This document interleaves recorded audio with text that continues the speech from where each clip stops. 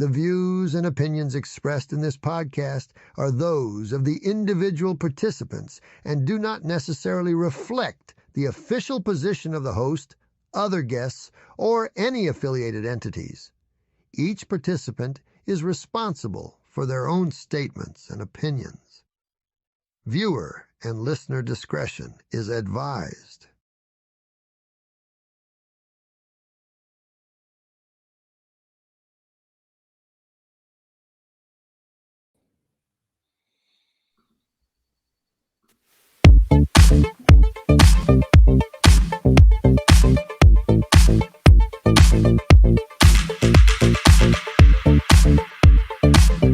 Hola, me and cha! Welcome back to another episode of High Trust, Low Context, a long-form interview show that seeks to rebuild a high-trust society with low-context communication. And we're coming to you live from the base bunker here in the heart of South America, the beautiful, the luscious, the best country in the world, Paraguay. I'm your host, El Chaco, the most decorated wrestling manager in the entire Southern Hemisphere. And joining me tonight is a well-versed, humble deacon of a non-denominational Protestant church from just outside of Richmond, Virginia. Maybe to the north, who knows? He's a husband, a father, and he's the host of a Flawed Man of God, a recurring nightly interactive Bible study YouTube channel for all us sinners out there trying to work out our own salvation with fear and trembling. He's my good buddy for 7 years now and counting, Mr. Stuart Davis. Welcome to the show, Stuart. How are you doing, man? I'm doing pretty good. How's it going, sir? It's going all right. I'm happy that I've got power and I've got enough internet to be able to get this thing rolling. So yeah, man, thanks for cutting your stream a little bit short just to be able to join us over here. I caught bits and pieces of it as I was setting up, and for my audience out there, when they show up, they'll get to know a little bit more about Stuart, because you were covering the book of Job. You've been doing that for the last few nights, apparently. Mm-hmm. And, that's always a sticking point for a lot of people who are maybe coming into the faith. When they get to Job, they're like, wow, why God do bad things to good people, and it's one of those things that deserves the attention that you're giving to it. And I completely and totally understand why, why that one deserves the deep dive that you're giving it right now. But maybe tell us a little bit about your show and, how you carry on over there, and welcome to your audience that's followed you on over here tonight. And but yeah, give us a little plug about a Flawed Man of God. Sure. First off, thank you for having me on. I've been excited about the prospect of streaming together again. Those of you guys who are fans of Mr. Chaco, he did do a show with me earlier. I think we were talking about the Russia. Yeah. That was the consecration of Russia. We were did talking or didn't take place. We're still in the gray area on that one. Remains to be seen. I'm proud of my viewers, my folks in the chat who have shown up for me to watch this show. I know that it's going to be great. But to describe my channel is really, it's meant to be kind of a casual and relaxed discussion of whatever faith-based thing we're going over. Now, what the project that we are going through right now is we're reading the Bible from cover to cover. We do about 2 chapters a night. We're doing it all in order. And I started this back when I had less than 30 subs. Our mutual friend, Mr. Ricada, came on, and that caused my channel to explode a fair amount. He's scheduled to come onto this one too, so I guess I should brace for impact. It's good. It's a very good thing. It's a very positive thing. And so that was around. We were still in the Pentateuch at that point. We were in Leviticus, maybe Deuteronomy, right at that. Oh, you were in the grind. Yeah, we were in the grind, but what I found was it made the show so much better when you have a good back and forth between people who were either new to the Bible or hadn't read through the Bible, had been to church. A lot of people go to church And I don't think, and I don't, I like, and I will always speak for my own experience as a non-denominational, and try not to delve into what goes on in like the Catholic Church, because you are a Catholic, Yeah. Chaco. This is just a disclaimer to anybody who's coming in here from either side. This isn't going to be one of those apologetics battles. Stu No. and I are on the same team. It's all good. I'm not a debate show guy anyway, so I mean that's not my interest. And something that our mutual friend Raph has said that I agree with. We're just tired of the brother wars, and we just we all know that we're all dealing with these struggles. Kind of, it feels like the same themes whenever we have a problem within our own denominations. They seem to have the same themes, but I think that's a topic either for tonight or another topic. Yeah, maybe for another one. Yeah, we got lots to cover tonight. Actually, I'll put the I'll put the episode name on the screen here. So one of the thoughts that I had for talking to you, because we pitched a couple of ideas for the topics for tonight, and I wanted to maybe talk about finding the good in a flawed world, and that can take us in a lot of directions. Okay, so that can either be, just being an optimistic person, but that also can be things like how to discern what is good for you, what is bad for you, what is good for your kids, what is good for your family, those kind of things. And I know that you and I are both very proud fathers of our families, and in knowing that gives us kind of a good base to work with here in terms of how we kind of seek out those things that are fruitful, things that are good for you. And do you, like, in your family? Actually, I caught the beginning of one of your more recent streams, and you were talking a little bit about you started a little late, I think, because you were having a family game night or something like that. Is that something that you had recently? Yeah, we do that. We do that weekly. In fact, it's used like Fridays are kind of my off-topic nights, but I haven't had a Friday stream in a while because Fridays are normally evenings where the kids. It's not a school night for the kids, especially during school. You want to make sure, hey, I'm going to stay up a little bit late. When the show comes on at 8:30, that's bedtime for my oldest. So I put him to bed. Ours too. But this way, I'm not feeling like any type of stress that I need to start at my normal time. I can just, hey, if I feel like streaming on Friday, I can. Or if I just want to relax, then, and just make sure that I spend with the time with the kids. So. Well, that's the thing. I was reading. So, when I'm down here, because it's all in Spanish, right? And like my Spanish is okay, but it has a lot to improve upon. And one of the things that I find most difficult, and actually, like on your Sunday, one of the most important parts of the Sunday is the sermon, right? It's the when we, there's the fellowship, and there's getting everybody together, but like we're there to also learn. And so one of the things that I've found helpful for me, because, we try so hard. My Spanish is decent enough. I can tell if it's a good homily or a bad homily.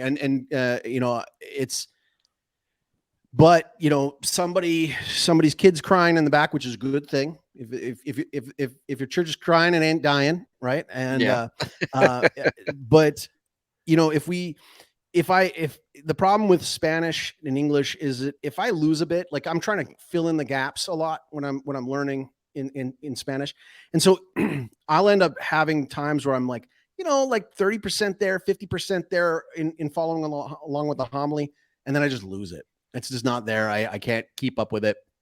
So I actually bought a book, and it's a Sunday sermons of Saint Alphonsus Liguori, who's one of my favorite saints. And so what I can do, because I go to the Latin Mass, we follow a 1-year calendar, a 1-year liturgical calendar. So my missal actually my missal's from 1945, but it's in line with the 1962, which is what the church that we go to follows. And so the readings are the same. And so the gospel's the same. The epistles are the same. And so what's great about it is that I can read that, and then I can I can pull open what St. Alphonsus Liguori was saying on that exact same Sunday, in his time.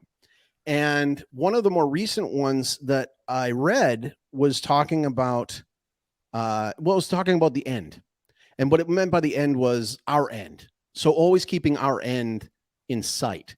And in it, he actually talked about where there's too many fathers out there, because your job is to work on the eternal good, right? To work, we can talk about finding all the good that's down here in the material world, but to find that, to work, to strive towards the eternal good. Because if you lose that, then what do you got? You got nothing, right? And so what he was talking about was that there's a lot of fathers in his time that would say, they would be working their butt off to try to provide for their family.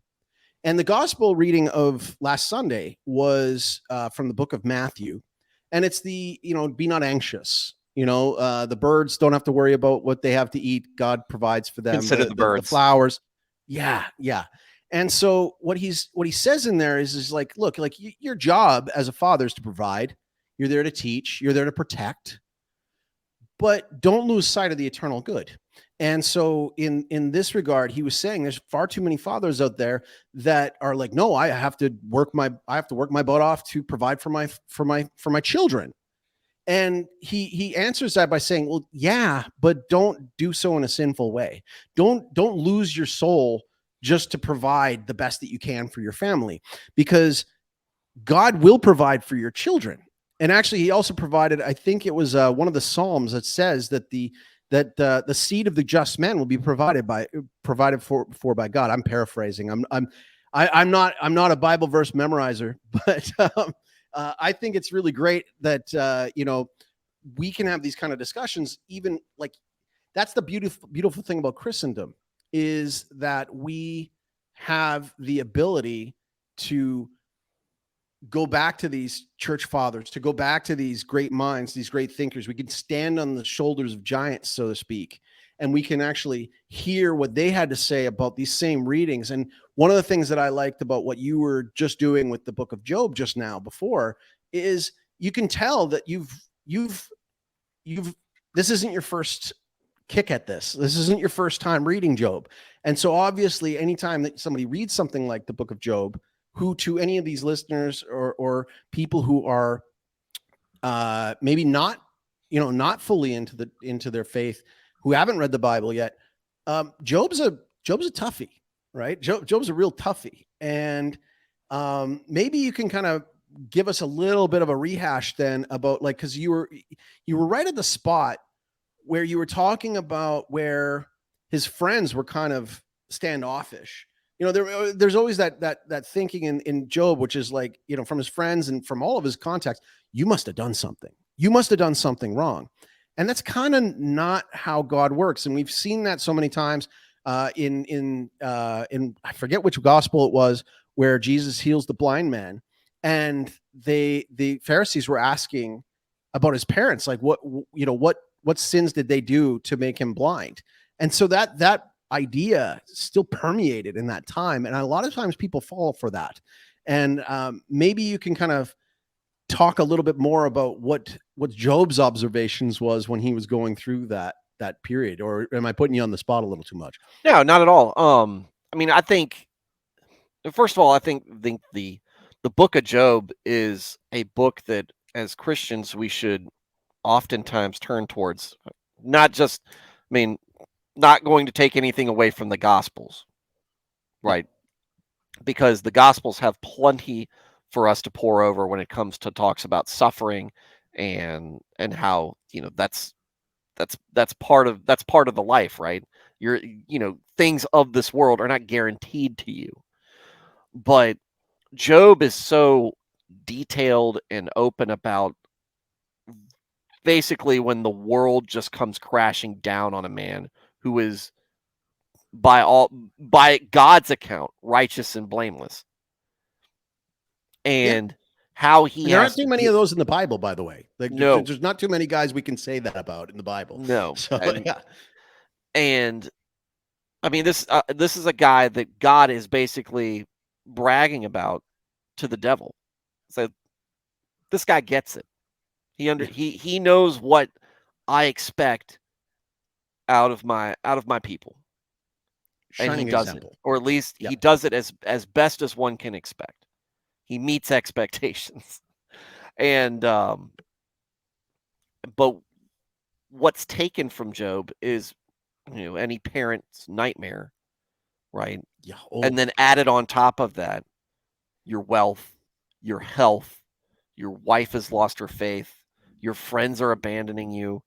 I said one of the things I said is maybe they should have considered calling this book not Job, but The Trials of Job, or The Trial of Job, because Job is That's a going good one. through a trial, being tested. And he's also, at least at this point in the book, because we're in the first quarter. We're still in the first quarter of the book, or we're just coming out of the it's first a quarter of the book. doozy too, because it doesn't end the way you expect, and but it takes some turns. You have to read the whole thing, right? Or you can just skip to the end, right? And then you lose all the lessons. But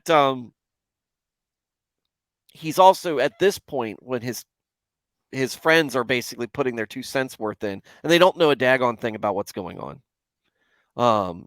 He says he's basically being put on trial by his friends for no better reason than they just want to say their piece, either in front of God or to comfort themselves or whatever.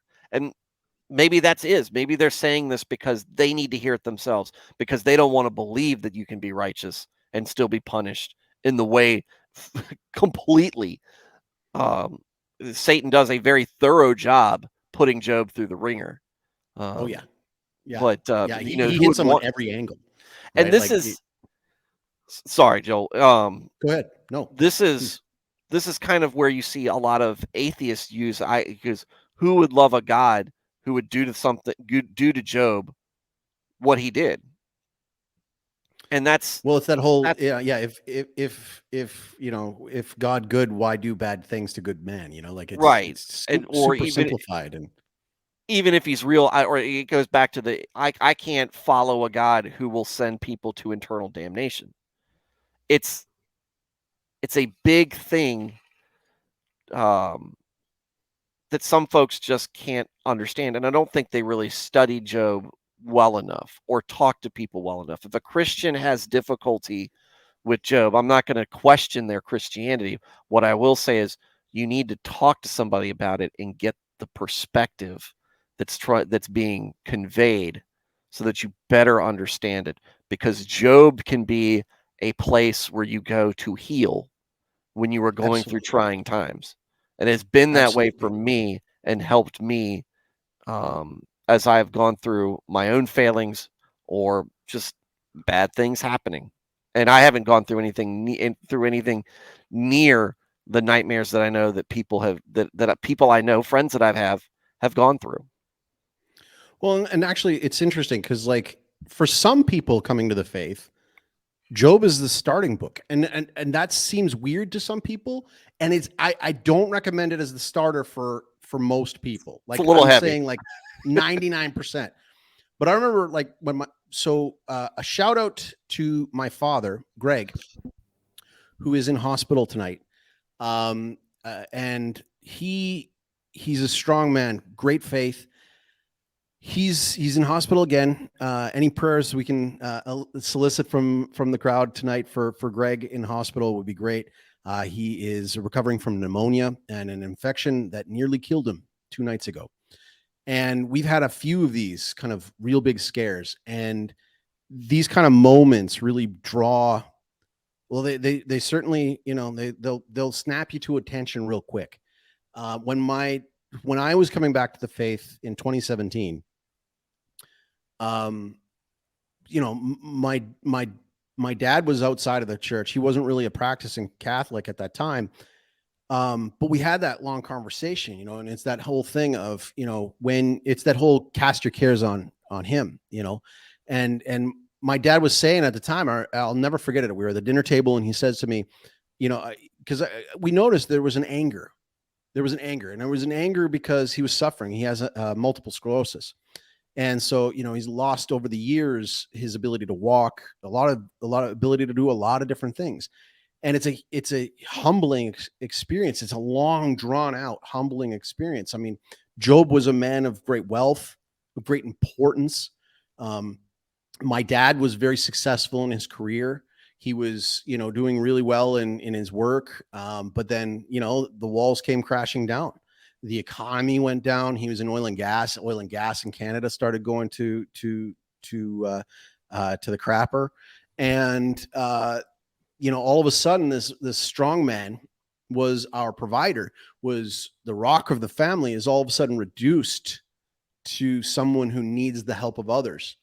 And there's that question that always goes through his mind of like, at that time, why, right? Why?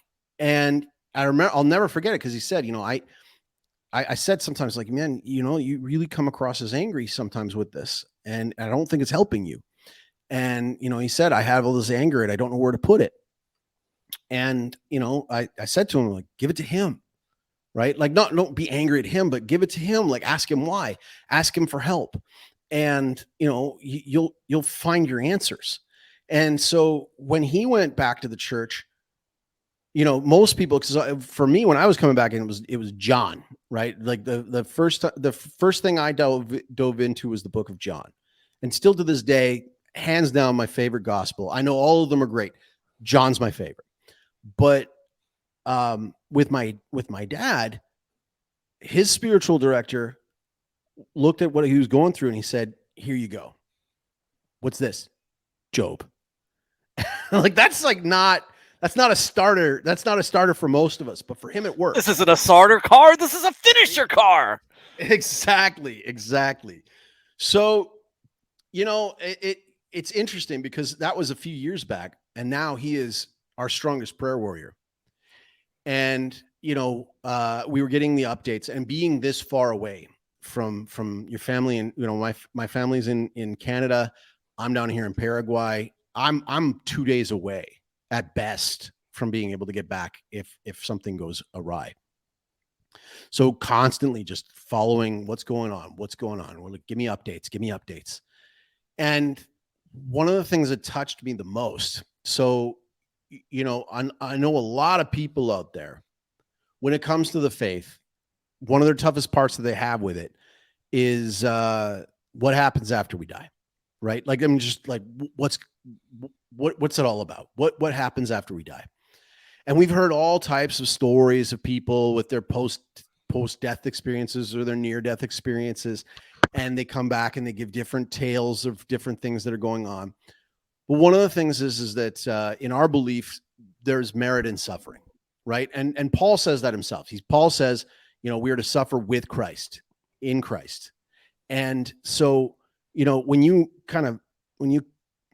I hate to use the word commodify that, but when you realize that there is it's almost a currency in suffering.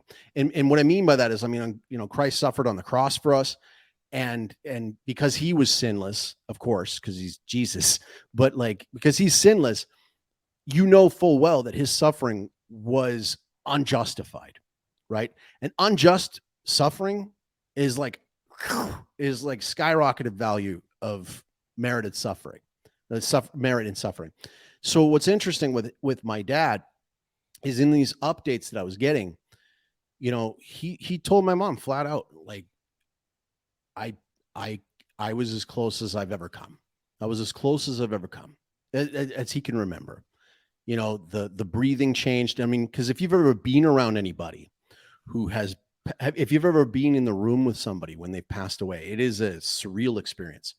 It's unlike, I've only had that happen once. My mother-in-law, I was there when she passed away. It's indescribable. It's indescribable. You can't possibly describe it to the point that somebody could completely gain something from it, right? Like, to actually know what it's like. But in his case, what gave me solace was that he said, I came really close, but I felt no fear. I felt complete peace. And so, that you're getting somewhere, especially if you're somebody like him who was diagnosed I believe 2007. 2007 or 2008, he was diagnosed with MS. And we've been just watching this just gradual decline of all of his faculties. Just boop, boop, boop, boop, boop, boop. But this is a man who's been suffering for that entire time, but doing it with dignity, doing it with respect, doing it like knowing full well that God has a plan for him and that God loves him enough that he's not making him suffer for nothing. And so, you know, one of the things that was interesting was one of these things that was really interesting for him is just how much he's come around in those years, just how much that he's gotten a better perspective on, you know, what is this life? What is the life to come? What are we working towards? And so when I wanted to come in with this topic of finding good in a flawed world, like while we know everybody knows somebody who's suffering with some sort of really bad disease, really bad condition, really bad scenario, you know, like people who've lost their homes, people who've lost their jobs, people who've lost parents themselves. Everybody's suffering in their own way. But what is worth delving into is, despite all of that, where do we latch onto? What do we latch onto that is good? And how do we find that? And how do we kind of rise above this evil world? I mean, because it really is an evil world. We are living in evil times. So one of the things that, and I rail against this, even though I'm on it all the time, is social media. It surrounds us with things that will give us despair. We're constantly hearing about the worst that's going on. When you unplug from it, there is generally a sense of relief. You might not feel it. You might not like be able to recognize that it's happened. But then you look back and you're like, hey, I feel pretty good. When I go on vacation or when I'm hanging out with friends that I know that aren't as obsessed with what they see or don't care to look at stuff online, and we're just living in the moment of our own community, it's easy to see the good that's there. It's one of those things, stop and smell the roses. Absolutely. You got to stop focusing on, if you stop watching the 24-hour news cycle and all this other stuff. And yeah, it's good to be aware of what's going on in the world around you, big picture wise, and see the things that you have to keep an eye out for and be watchful for. Well, we got to be wise as serpents and peaceful as doves, right? Like we have to kind of know what the bad guy's doing at times. While right? You're hyper focus on it. It doesn't require you to be watchful 24 hours a day, 7 days a week. It's just stuff to keep in the back of your mind. Play with your kids if you've got them. Have a good time with friends and understand that there are good moments. And some people probably live in a pretty crappy situation. And maybe they don't have many friends or any friends, or maybe they've got, they just haven't had much success in life and there's not much for them to lean on. And that's a hard place to go. And that's a hard place for me to speak to because that hasn't been my experience. But from my experience, which I think is a relatively normal American experience, is that I have family, I have friends outside of social media, offside of Twitter, Facebook, and all that stuff. And living in that world, going to a soccer game, coaching kids, seeing that innocence, helping the youth develop, and just taking a step back, enjoying beauty for what it is. And maybe I just live in a nice slice of paradise compared to everybody else. But that's the only perspective I can give for people. Somebody in my position shouldn't be resigned to doom and gloom when there's plenty around if you want to find it. And I mean, it's like where you put your attention matters. So if you hyper focus on all that's bad, and like I like that you brought up about the fact that people can get despair, and that is a real thing, in terms of like for a Catholic definition of despair, it's not like as we normally think of the word despair. Despair is to like almost give up, like you have no hope of salvation, right? That you have no hope anymore, and it's the death of hope. It's almost it's a sin in our case, because it's almost like you're doubting God, you're doubting His ability to again to feed the birds and clothe the flowers and take care of you, right? And what is interesting to me is what's gone on in the last couple of years. So you brought up about friends, and you brought up about how important friendships are. And, I've gone back through the years here, and I've gained a lot of friends. I've lost a lot of friends, and you can lose a lot of friends on like stuff that doesn't matter, right? You can lose a lot of friends on stuff that in the grand scheme of things totally doesn't matter. If it's politics at the end of the day, yeah, okay. Like we can have some like hard lines in the sand about certain things, like when does life begin? We could have, discussions about rates of taxation and all that kind of stuff. Rates of But at the end of the theft. day, what's that? Sorry? Rates of theft. Exactly. Who's going to build the roads? But the thing that I really have learned over the last little bit is how much time I've wasted in a good portion of my life. So you and I are both hockey fans, right? Like, I mean, you are in a hockey pool. I was in hockey pools for many years. I broke into my career writing about hockey. So I'm a professional writer. My first paid article was not hockey, but it was street basketball, but it was sports, and I really liked sports. And when I was growing up, I thought of sports as a great display of focus and ability and perseverance. I mean, sports teaches you a lot of things, especially team sport. I will never forget times out on the baseball field, on the pitcher's mound, melting down, completely melting down. Couldn't hit the plate if my life depended on it. Got the shanks real bad. Couldn't throw a strike, walked the bases loaded, walked two more runners in, and just the terror and the please pull me, just get me out of here feeling. But then, being left in and getting yourself out of the jam and having that help of your teammates, maybe getting a nice double play that pulls you out, and you get that camaraderie that can come from sports. And so I value that. But in this aftermath of, all that's gone down, all the lockdowns, one of the first things that really hurt was seeing my very favorite team, the Calgary Flames, going out ahead of the government before it was even mandated and saying nobody without a vaccine can enter the games, And in my thoughts, I was like, man, we've supported you for this long. And that's like, you're really going to do that.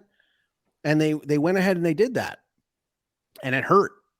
But then I thought about it, and I was like, why is all this stuff happening? I can't enjoy most Hollywood movies anymore because they're all like completely antithetical to my beliefs and my values. And I'm not entertained by them as much anymore. Now, I can go back and find good stuff, but what's coming out now, I have a real difficult time with.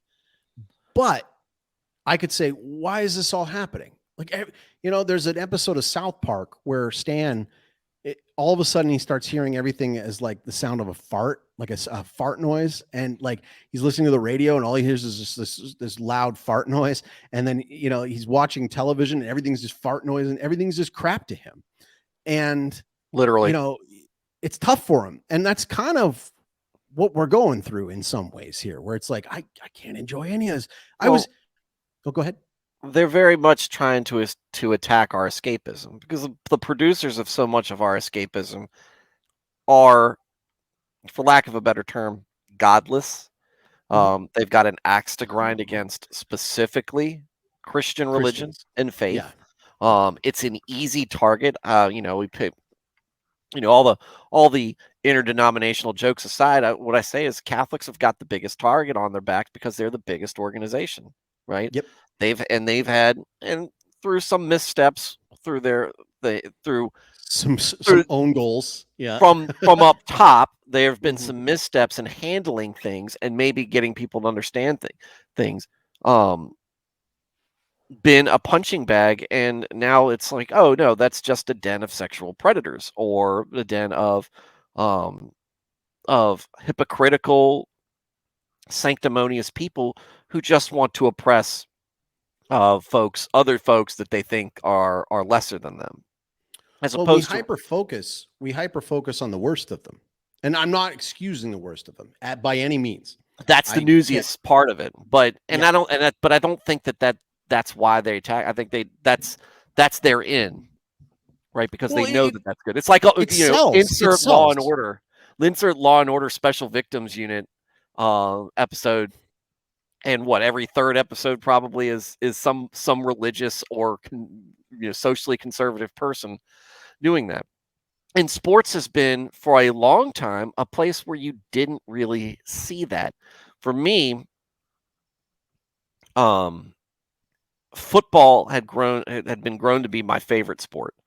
And I love, I'm just a big, I have I have many teams that I follow. One of them was the 49ers, a Joe Montana fan. Jerry Rice, Ronnie Jerry Lott, Rice, grew up, loved them to death. And it sucked when, the whole Colin Kaepernick thing happened. That's when I dropped out of football. It's when I left twice in the around the 2000s era when you had less Jerry Rices, the quiet professionals out there, and you had more of the Randy Moss and the Torrey Holt, the loud Terrell Owens, loudmouth divas. It takes away from that enjoyment. I enjoy sports for the spectacle of the athleticism and the focus and the talent and the suspense of the game and who's going to win and that kind of stuff. I don't need to see all the theatrics after the play because you think you're great, because that's the joke. You see somebody get a first down and they make this big pose and they do the first down. It's just like, yeah, dude, that's your job, right? No, I don't get up every time I click an email and go sit. It's like it's you're getting paid millions of dollars. Act like you've been there before, and just let me be excited for you. And I understand being excited after a big play or something, but you've got that. So I left, and then I came back because it seemed to have kind of become more tame. But then that happens again, and then it's sports is supposed to be someplace where we can all just put aside, the background noise and the things that separate us. And this is the unifying thing. We all unify behind a team, or we unify behind a rivalry, like, Red Sox and the Yankees fans. They don't care about whether they're black and white or they're liberal or conservative or whatever. They care that they're Yankees fans or Red Sox fans, and that's what they're arguing over. Mm-hmm. That's a tale as old as time, right? Exactly. That's the unifying thing there. And now it's like, okay, well, let's add the political piece, and it's like, okay, well, now you've made this not enjoyable. And not enjoyable for a significant amount of people. Are you? And I think these folks are happy that they have corrupted this, this piece of entertainment for us. And I'm glad that baseball still has its problems. I'm a big baseball fan, and the reason I like baseball as escapism is because we're such a fast society. We're always on the go. We've got a full schedule and everything. Baseball's an intentionally slow process. Didn't they just introduce a pitch clock though, like a shot clock or They something did, like that? and I like it because it does take some of the unnecessary weight behind it. Because back in the 70s, the average game lasted about 2.5 hours. Last year, before they instituted the game, it was like 3 hours and 5 minutes. So 35 extra minutes of batters, adjusting their gloves, and pitchers, adjusting their cup and grabbing themselves and all that stuff, and snot rocketing all over the place. It's just like, let's focus on that part. You want to go in there, but the pace is, there is no time. There's no time clock there. It's, you have 3 outs in 9 innings. Each team has 3 outs for 9 innings, or however many it takes to win. And it could go an infinite number of innings. In theory, it can go on forever, right? There's a book written by W.P. Kinsella called The Iowa Baseball Confederacy, and it's about a game that's stuck in extra innings it's into like the millionth inning or something like that, and people are dying and all this kind of stuff. It's great. But and I like that. Actually, what I used to say about baseball was, it's hanging out at the park with your friends, and then it's hanging out at the park with your friends while having something to look at, something to do. And so going back to, losing those kind of things like sports and shows and all that kind of stuff, isn't it kind of nice that the veil's been lifted a bit to show you that maybe we've been wasting a little bit of time, when it comes on, like, video games and stuff like that. So when I'm picking up video games for my son, we look them up and we try to make sure that they're not like super degenerate. And there's a lot of them that are. Yeah. But I like it, because the thing is that I look at the amount of times when I was growing up, like how many games I completed, how many hours I spent at friends, like, sleepover, birthday parties, and all this kind of stuff, like playing video games for hours and hours and hours, and ranking up your level of your character and doing all this kind of stuff. And for what? Really? Like, what are you gaining from it? I talk to my kids, and I try to say to them, we have to ask ourselves, are you a net producer or a net consumer? Right? I think that's something we should always be asking ourselves. Are we constantly consuming the products of other people and other organizations, or are we putting something out there ourselves? So when it comes to, when you talk about friendships, like, do you have a lot of friends? Are you making new friends? Are you strengthening your friendships with your friends that you do have? Social capital is one of the most important things on the planet, and I don't think a lot of people really truly value what it is. And are those friendships constructive, or are they toxic? Because, and this is what I say, the friends that I hang out with, I have a core group of friends. It's 3 families. We hang out every weekend. That's awesome. Pretty much. We go on vacation together. It's, there's 8 kids now between the 3 families. That's awesome. And they all like in the same age grouping, kind of? Well, it's funny because it's like there's one that's older than the rest, and then how it's going to go. So they'll graduate, and then there'll be a few years, and then it's literally going to be each year one's going to be graduating from high school every year until the second to the second to last. When that one graduates, then there's a big gap, and then my youngest, who was just born, right. Congratulations again, by the way. Thank you. That's so cool. Appreciate it. But we all got connected through church, and it ends up being kind of a small group. And when we hang out with our larger friend group, it's folks that we go to church with. We spend our life kind of orbits around our faith, and we're kind of hanging around each other while we're all doing that. And so it helps us when we have problems.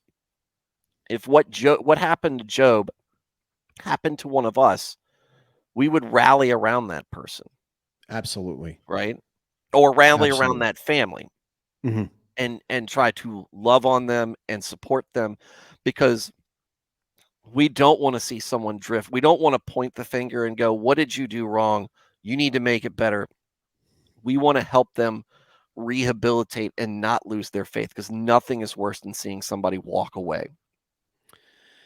And that has happened in the last few years. There's been people that have kind of looked at this situation and gone, it's too much, and they kind of tap out, and they drift away. I mean, the lockdowns were damaging because what they did is it kept us from hanging out with one another, but for some people, right? So up in Calgary, when I was still there was a hard lockdown at one point in time where you couldn't have more than a gathering of you couldn't have more than 5 people in a house unless it was the residents of the house.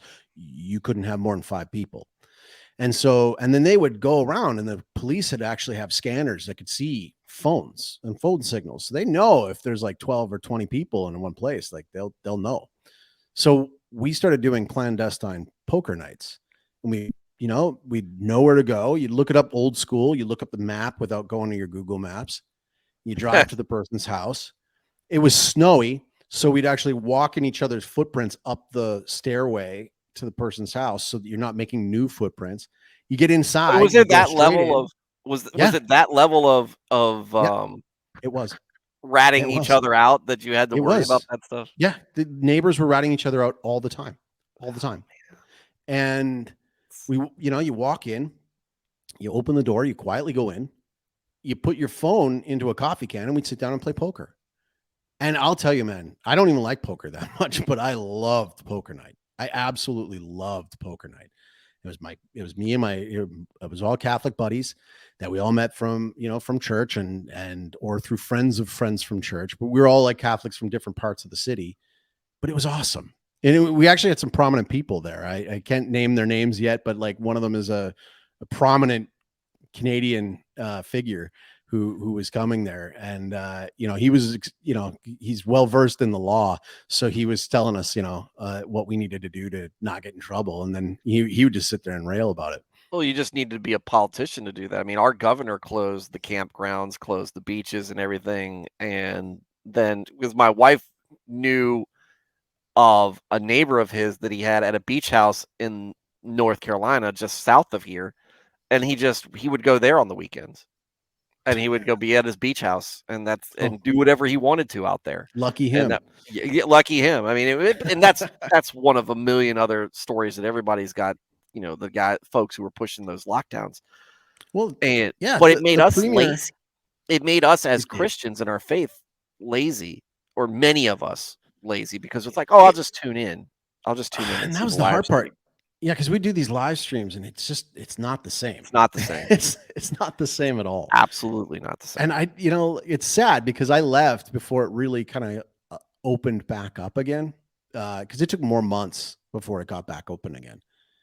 But what was nice was when I got down here, and then we found our church down here, and it was we just slid right in. It was these are our people. None of them got the jab, right? None of them were wearing masks at mass, and we all had something to say about what was going on. But it actually, for some of us, strengthened our faith, because we're told right at the beginning they're going to hate you because of me, and Jesus says they'll hate you because of me, and you got to be in the world but not of the world, and you see these things. I mean, for lack of a better term, these idols crashing, right? So, I grew up loving Star Wars, and then Disney bought it, and I knew it was going to ruined it, and it sucked. I know people who, the last guest that we had in the first episode was Tab Burt, and he's a huge Star Trek guy, but he won't watch any of the new Star Trek stuff because it's garbage. But it's kind of beautiful, because all that time we spent watching those things, and most of the new stuff too is just constantly rehashing old ideas. There's not a lot of new ideas. There's nothing new under the sun, as Solomon said in Ecclesiastes. Yeah. But it's fascinating to watch, because my focus on these things, I used to get cable just to watch the Calgary Flames, and I'd watch them 3-4 nights a week. You know, it's like put the kids to bed and I'm sitting there, I'm watching 2-3 hours of hockey. For what? Like, what did I gain out of that? I mean, I can recall good goals here and there, but they don't matter. They don't. And so that's why I like shows like your YouTube channel. It's because that's really a good use of people's time. That's good content. You are a producer, not consumer, but you're also sharing. It's fellowship. So you're there, like you said, the stream and having all those people together is it means something. You get something out of it. And so Yeah, and I tell people, look, this is as edifying to me as it is to, or maybe more edifying to me than it is to maybe the viewers, because I'm getting out of this. I'm learning from what the chat is saying. I'm having to respond. I'm, instead of just reading to myself, I'm reading to other people. So I'm having to think, while I'm reading this, how do I explain this to somebody who may have never heard this before? What is going on? And that's what I like about reading from the beginning to the end, because it's contextual. You understand more about what's going on. Maybe not, Job's kind of a standalone, but when we're in Chronicles and Kings and that kind of stuff, you know what's been happening. And then when we go into the prophets and when they are prophesying during these different times of the kingdom, you understand what's been going on, how evil has Israel has been acting, how far they've lost their way. what's interesting is actually I prepared ahead of time. I prepared ahead of time a quote from one of those prophets, Isaiah. So I'm gonna put it in here. Give me a second here. There we go. So I always looked at this one because this one resonates with me at this time. This is Isaiah 5:20, and I picked the NIV because you're my Niv. Yeah. And for those who are just listening, it is woe to those who call evil good and good evil, who put darkness for light and light for darkness, who put bitter for sweet and sweet for bitter. Man, are we going through that right now? Eh? I mean, like it really throws me off sometimes when you're looking and going, they're defending those actions, then they're condemning those actions. This doesn't make any sense. Well, that's the big side where you just sit and you go, okay, you know, I guess we're doing this. But what we're trying to do is get past that, right? We're looking for good in the world as well. And that's what politically it is me. My what I feel like my maturing in my faith has changed my political sense, where I still have a political opinions. I still have very, I want to say, deep convictions in my political beliefs. But now I have to say at some point I'll be like, I believe that this is what's right and this was what should be. But ultimately, it is what happens to us as a society is going to happen, and that doesn't matter so much as, am I being faithful to God? Am I being there for my fellow man when he needs me? Am I doing what I need to do for my community and my church and my family? Am I there for them, even while the whole world feels like it's falling apart around us? Because I can read, especially reading about Israel and Judah, there's so many parallels of how they act and how they forget about God and how they put up false idols, whether it's political things or it's abortion or it's, my pastor years ago did a great sermon, when Baal becomes Baal, when, you know, your kids' sports on Sundays or your kids' sports become more consuming to you, that they take away from your obligations, that you're in your spiritual health. It's you know, we have these idols that we have put up instead of God. Like you said, maybe these things crashing around us makes us walk away from them and appreciate the more important things. You can understand too, when you're reading the Bible, that this isn't our first rodeo. These things have happened They're cyclical. Not like we talk about types in the Bible or prefigurements in the Bible. I had another one drawn up here, and I'm going to put it up on the screen here for us. And this is I'm going to my Bible this time, the Douay Rheims. But we both have Isaiah 3 in our Bibles. And I always point to Isaiah 3 because I think this one really hammers home at least what we were going into the lead up of these things. And so, for behold, the sovereign, the Lord of hosts, shall take away from Jerusalem and from Judah the valiant and the strong, the whole strength of bread and the whole strength of water. Well, right there in that first opening line, we've got all of our strong men, all of our manly men, our leaders taken away from us. Whole strength of bread. Well, our food is garbage. Our whole strength of our water. I mean, there was just a study not that long ago talking about the forever plastics in bottled water, and I've heard many a stand-up comic make fun of bottled water. But when you start realizing, like, hey, man, actually, this is actually really not good for you to be drinking too much bottled water. And we do it because we're busy, we're out and about, we got lots to do. But it says too here, it's like, look at this. It says, the strong man and the man of war, the judge and the prophet, the cunning man and the ancient, the captain over 50 and the honorable in countenance, and the counselor and the architect and the skillful and eloquent speech. Like, all those are gone. Like, we don't have good writers anymore. We have no good leaders anymore. I mean, you look at Trudeau or you look at Biden, and we're not getting any of these speeches that are going to really inspire us as a country or as a people. That's just not, those days are that we're not in those days. Those are not our days. There's no King Davids.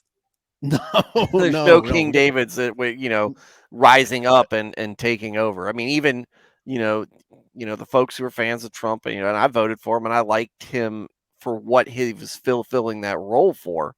But he's not. He's not a champion of Christian values and the Christian struggle. He's not really looking out for us. He's pragmatic about it. He understands what we want and is acting as a populist would. So he's good at marketing. He's good at marketing. And then aside from him, look, you're talking about the effeminate shall rule over them. I mean, politicians in general that we see in DC, they're not guys or gals that we would that we really want to model our life after.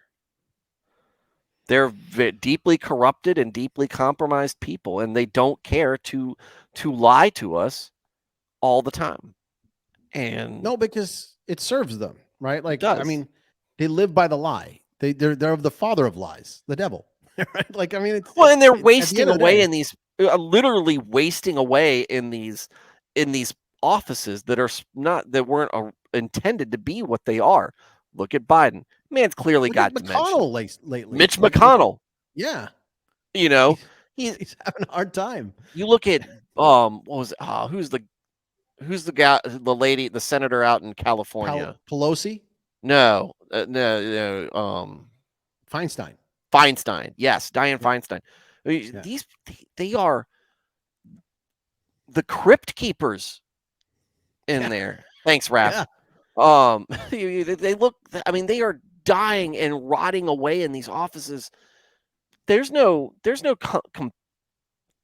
compulsion there for them. Maybe I've made my money, and I've done my work. I'm gonna pass this on. It's time for somebody else to take over. No, well, there's no humility either, though. No, there's none of that. And this is where I get upset. But this is what we were told was going to happen. This is what God told Samuel to tell us. I harp on that all the time on my show. This is why we have what we have.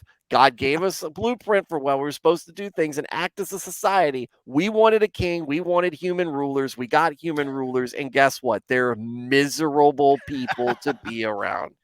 To be fair, we've had some good kings and queens. In history, we've had a few, right? We've had a few good kings and queens that have done some really good things.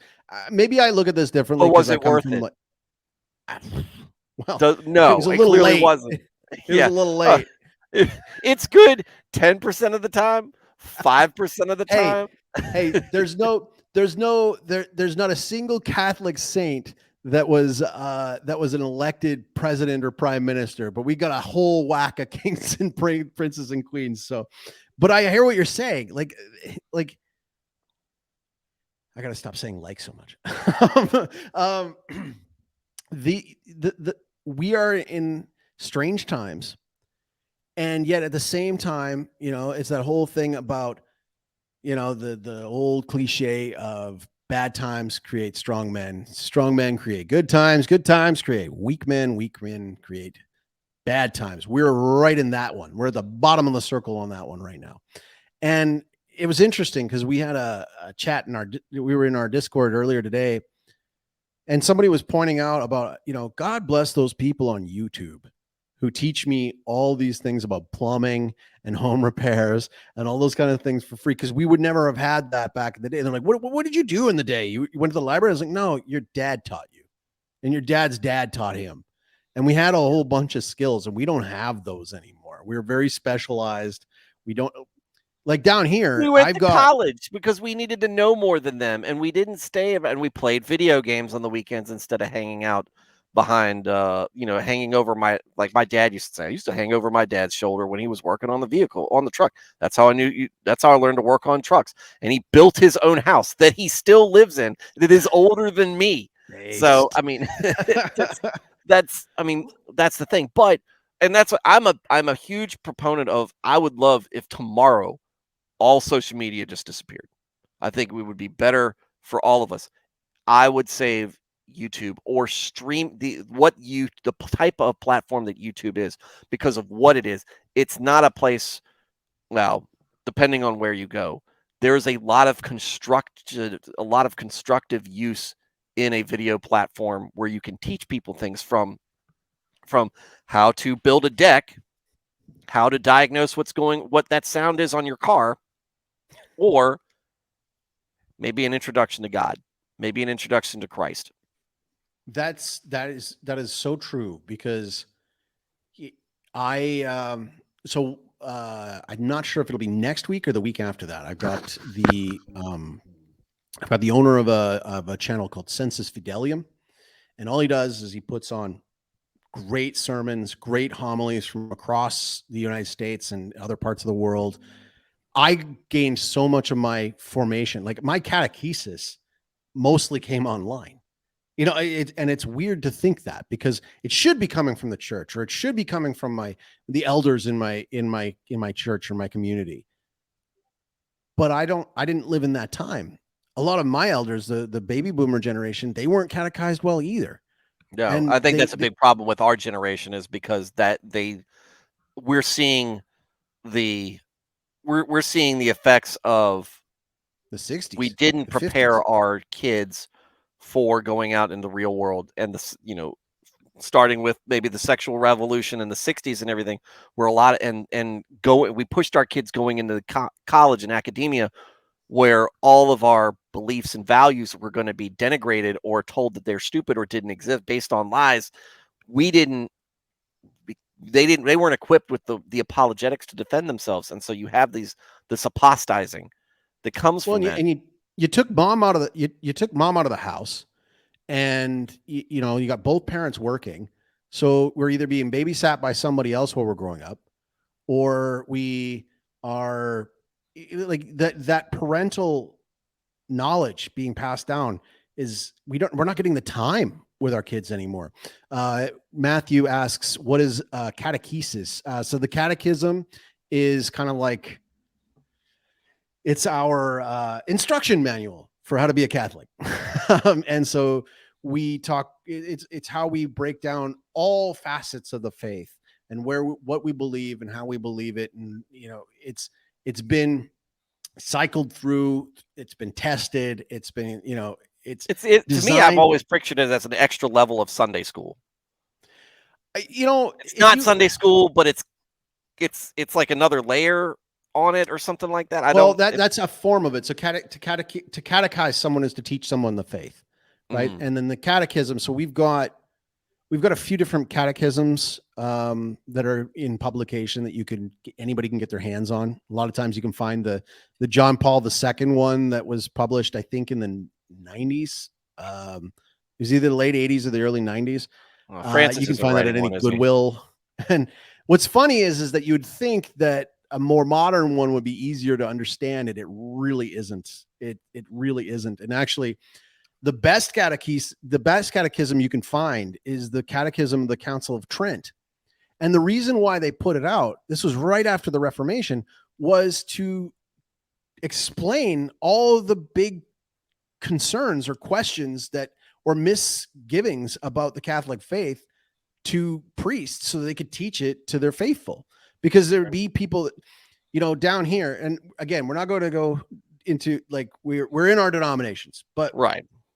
Well, he asked, so I mean, this is your perspective. So yeah, so for example, down here, I have a bit of a mixed feeling when I run into a missionary, right? And the reason why I have a mixed feeling when I run into a missionary is because while it's like I'm happy you're sharing the gospel and bringing Christ into the lives of people, you're converting my people.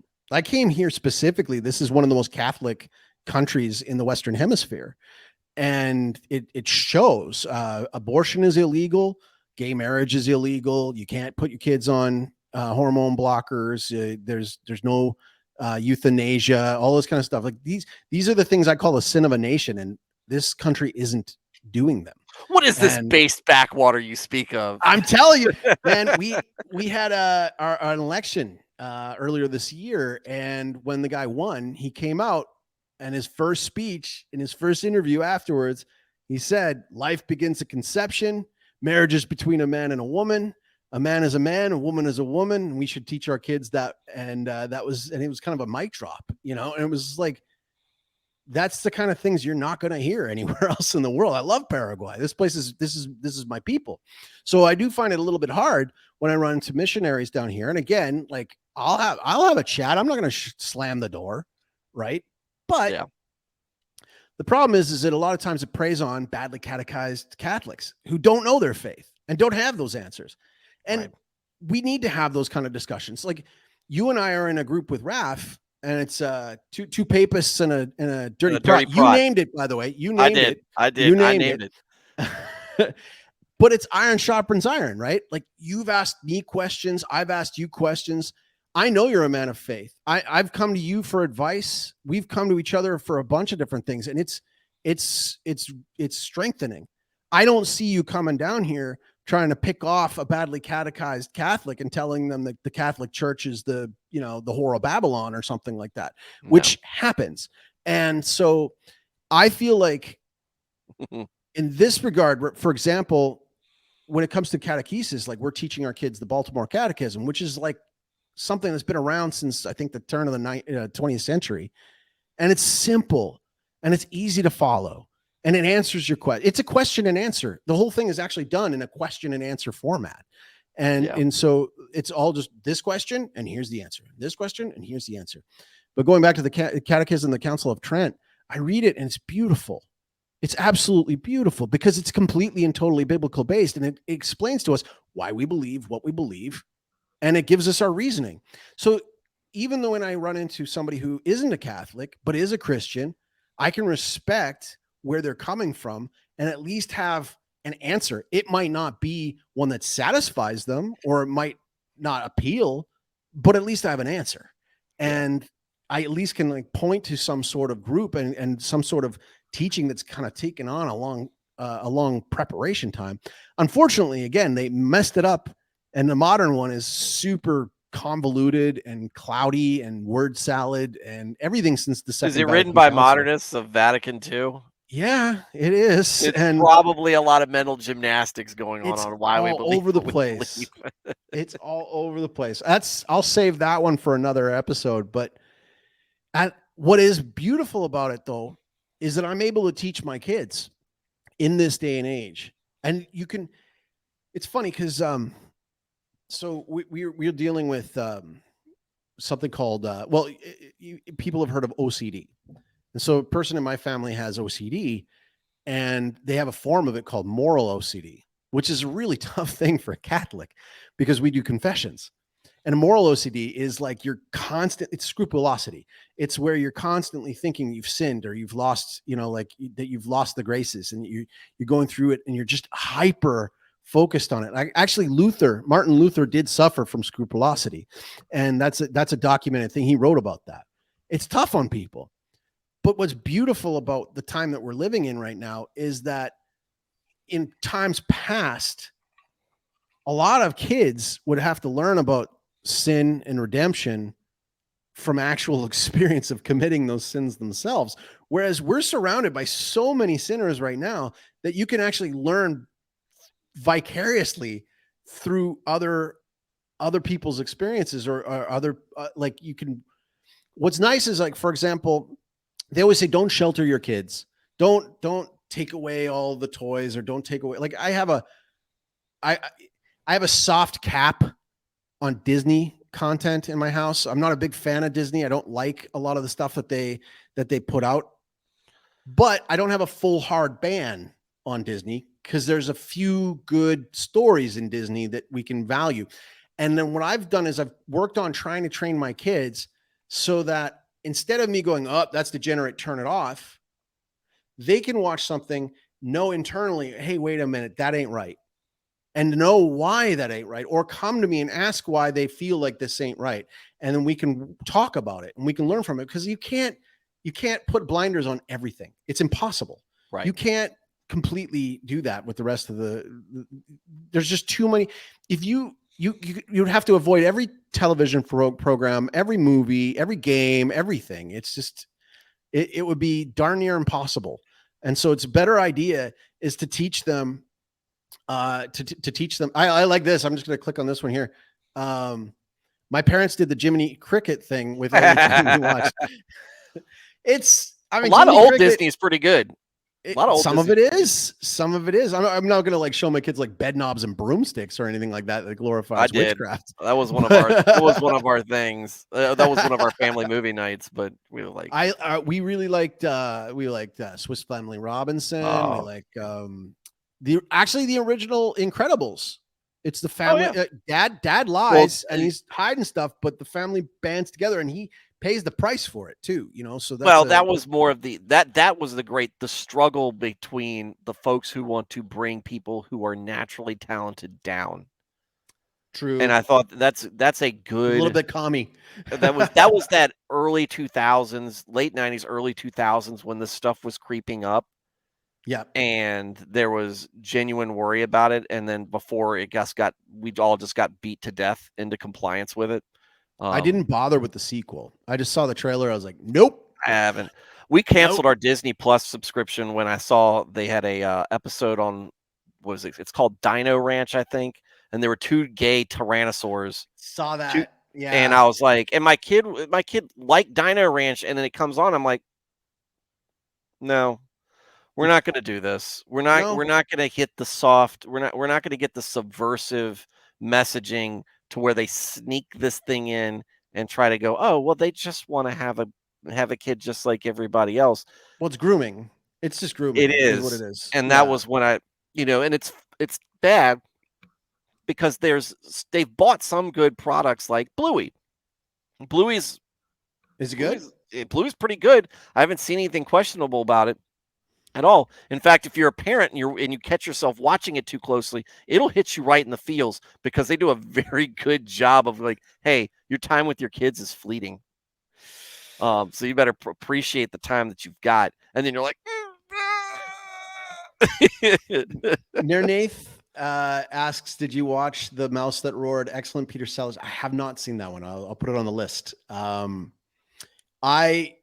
kids, they really like the Tuttle Twins. That's something that I think Angel Studios put out, and it's more. I mean, it's pretty heavy duty on the like free market capitalism and stuff like that. But it's got some good humor in it. It's all right. I put on.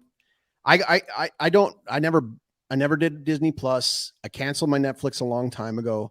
What I do is I actually order DVDs of stuff that I've kind of vetted ahead of time, and then I put it on Plex.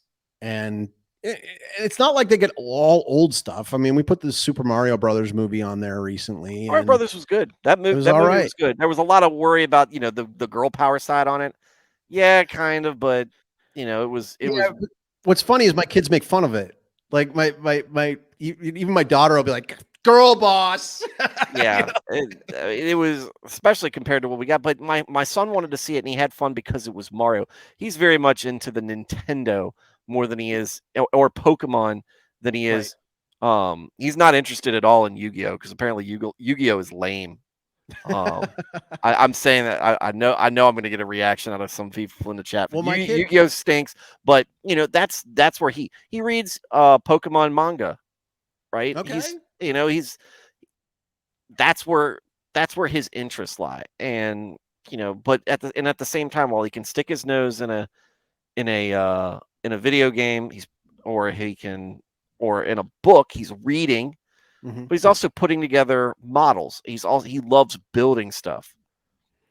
Well, and my son, he's big into the video games, but he does talk to his friends a lot about the lore. He likes to go deep on the lore of certain things. Oh yeah, man, my son's huge on the lore. Yeah, of anything that he's watching, like so Kirby. My son's Kirby. My son's best friend is actually all the crap I just talked about missionaries. My son's best friend is the son of Protestant missionaries that we met when we were down here, and they're great people, by the way. Just like I have mixed feelings about the whole thing, but they talk all the time. And the game that they were playing for a while was that Undertale, and like you go online and you try to read about it, and it's like, oh, it's got good values and this and that, and then like he starts playing it. And there's multiple endings and multiple ways you can go through it. But then he comes back to me and like, he's starting to notice. He's starting to notice. Is he a noticer? He's a noticer. He's a noticer. My son notices. Yeah. He's sitting around noticing. He knows how to look up an early life, but,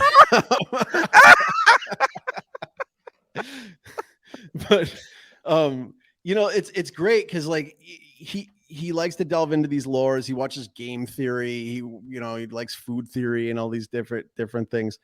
And I like that. I like that he's going into it. He's expressed interest in wanting to learn like music production. Like, so at first learning like how to play keyboard, but like one of our friends, one of the Canadians that we met when we came down here was actually a DJ who's DJ'd all over the world and different like festivals and stuff.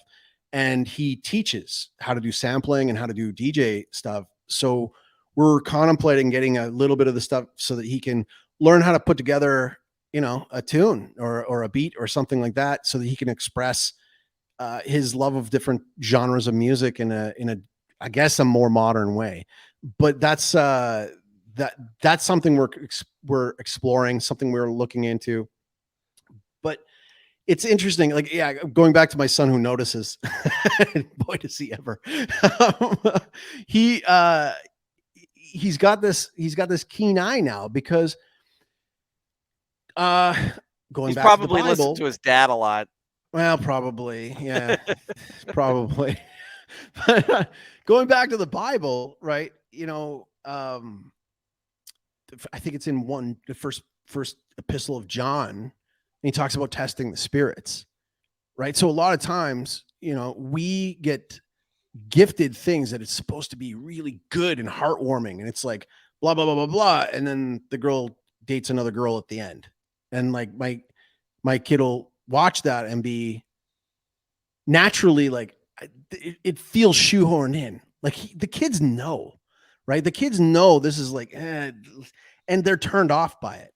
And so, we will watch. So when you were a kid, we were talking about Disney before, but when I was a kid, the magical world of Disney, I think it was either on Sundays or Saturday nights.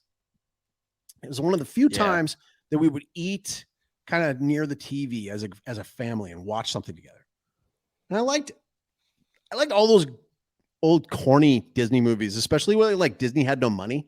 Movies like Condor Man or like Herbie the Love Bug and stuff like that. Like just terrible movies, but like I like them. Like the Apple Dumpling Gang. They were charming.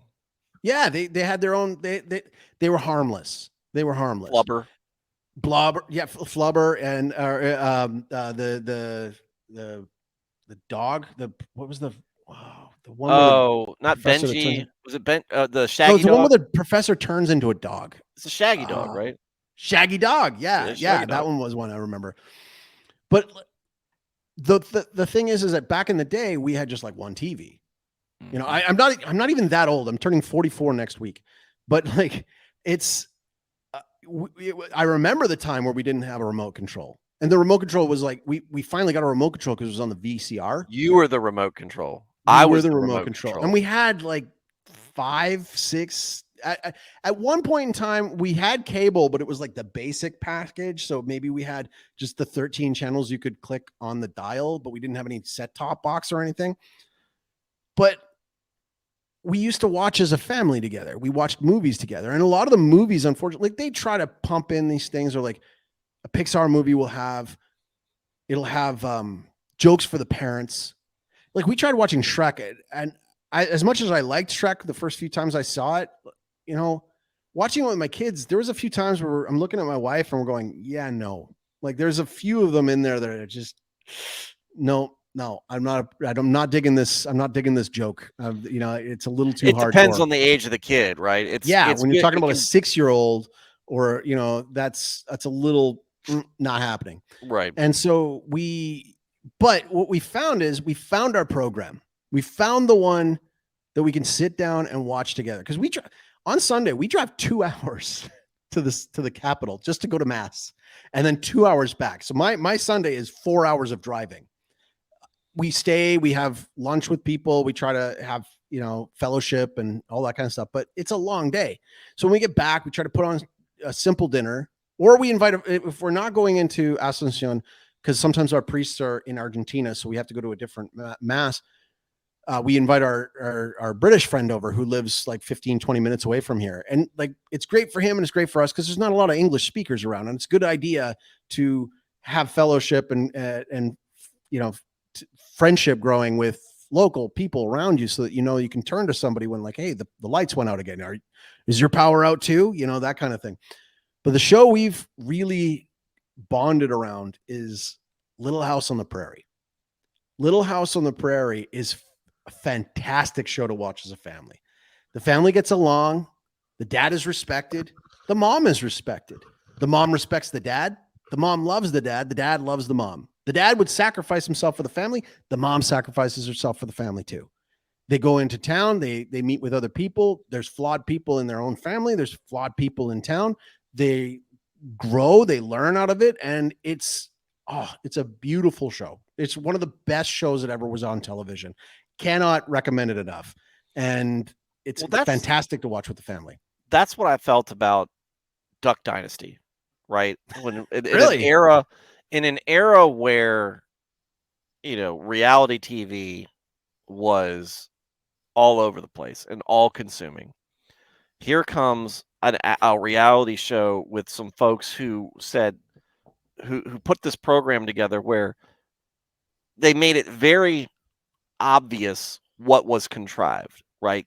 All these different, you know, schemes that they were getting into, they weren't serious about it, right? And so that's but it was fun to watch because it was kind of like watching someone why Nick's show is so successful, because you're watching somebody honestly go through this thing that's been built up for them to go through and giving their honest, and they're just these guys are just naturally charming, and their mom is hilarious. I mean, it's just like it's a slice of rural America or rural slash suburbia, and at the end of the night, or at the end of the episode, they're all together as a family, multiple generations, brothers and their families with brothers and their families, getting around, talking about why good things in life are important, what we need to reflect on, and praying together. And then That's and then beautiful. sitting down, breaking bread with each other and having a meal. And that family stuck together. And they told A&E to begin with, you know, hey, you know, y'all need to, like, you know, spice up the language. He goes, well, we're not a family that curses, and we don't want to display that. A&E went and actually put in bleep lines in their speech to make it sound like they were cursing. And the Robertson family said, if you do this, we're out. If you keep doing this, we're out. That's not who we are. That's not how we're going to be portrayed. And then when the LGBT community came after Phil because he said, homosexuality is a sin, and he said it in the "it's a sin," but I'm a sinner too. I still love I still love my fellow sinners, but it's a sin, and you have to recognize that. And they came after him, and they're like, "You need to." He's like, "I'm not. Take the show away. I don't care." And that's how I was successful before this show came here. I'm going to be successful afterwards. My kids are running the show. My kids are running the business. And all you've done is build up our own brand, because you had the Duck Dynasty brand, and then you had the Duck Commander brand, which was their own brand that was separate. And it was selling both brands were selling all over the place at Bass Pros and Amazon and everywhere. Awesome. And so ultimately A&E had to capitulate.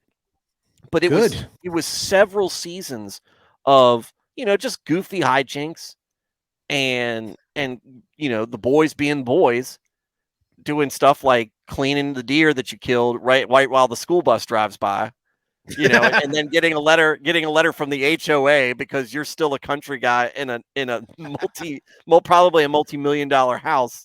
Beverly Hillbillies, yeah.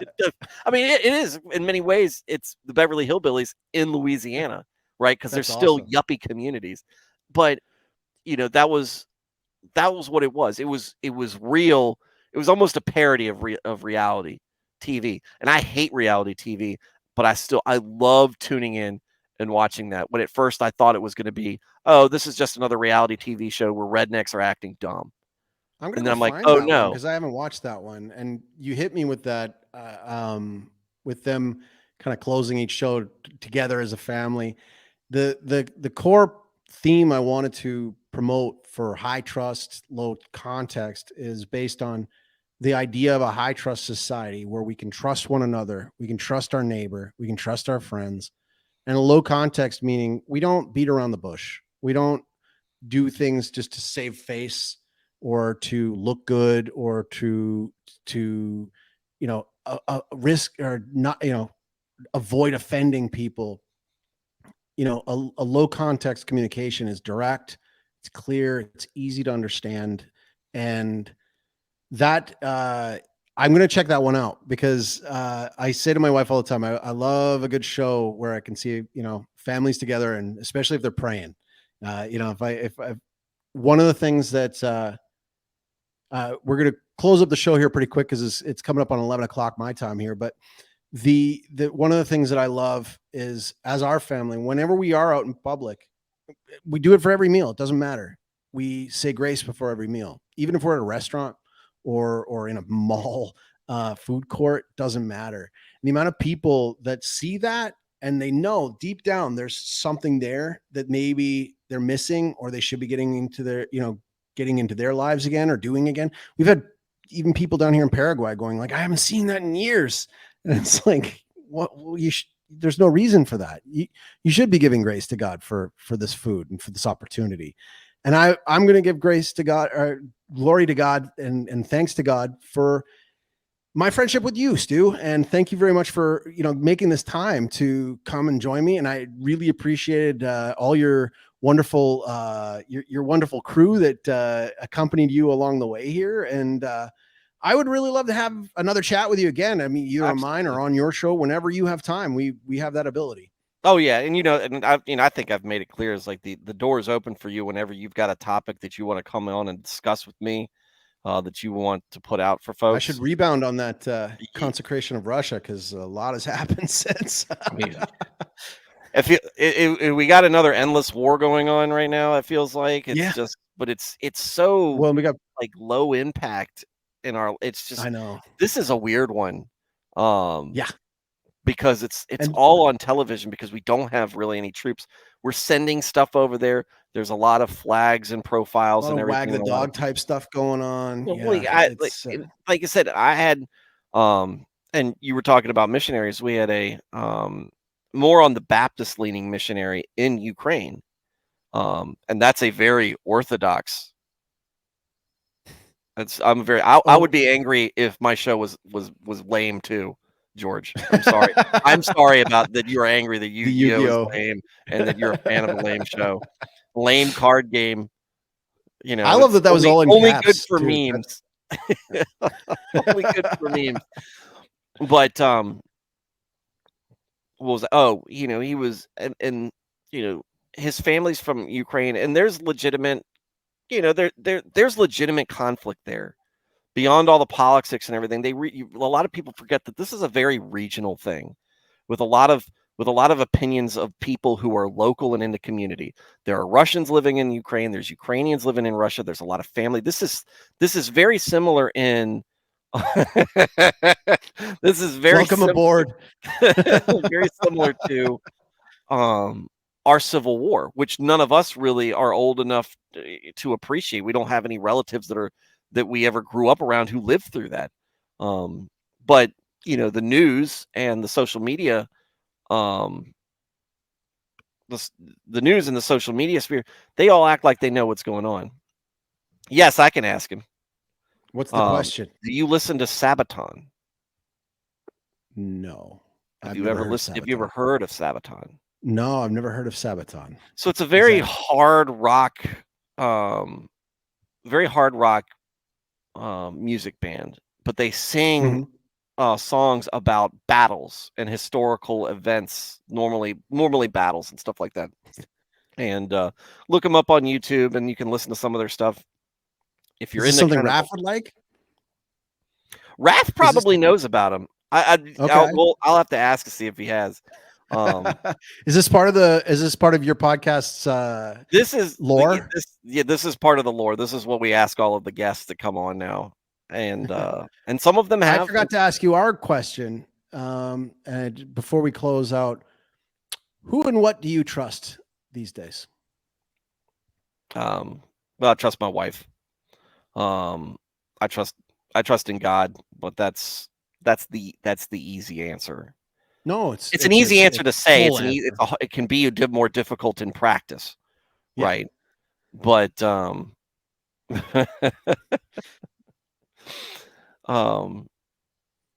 but you know, in my community, I have deep trust in my friendships and in my wife and some of my family, right? Folks like my dad, I can trust if I'm, you know, people I can trust that I'm in a bind that are going to come and help me. People that I trust are going to tell me if I'm going off the rails, who can stop me, put their hand on my shoulder and be like, hey, you know, have you thought about how God might be looking on this? That's a great answer. Yeah, that's a great answer. Those are the right types of people to trust for sure. And yeah, man, I love having you here. I'd love to have you back. And we got lots of stuff that we can definitely cover on both shows, both formats. And yeah, man, I really appreciate you coming on. And I want to thank everybody else for joining us. Again, like you've said, having a live audience does make the show better. It does. Everybody but George, though, you know, there's always the show. If you did like the show, please tell somebody else about it. Give me some time. This is episode 2. As most podcasts will say, you start to get more comfortable around episode 6 or 7, and then you start to really get in your groove around episode 12, 13, 14, 15, and I'll get there. But I will only get there with the strength of having a community to talk in front of and to kibitz with and to did I just use the word kibitz to chat with, to share with, and all that kind of, my son will notice that one. Anyways, I wanted to say thank you to all, and this has been High Trust, Low Context with El Chaco. Viva Cristo Rey, everybody. Have a good night. God bless. God bless everybody.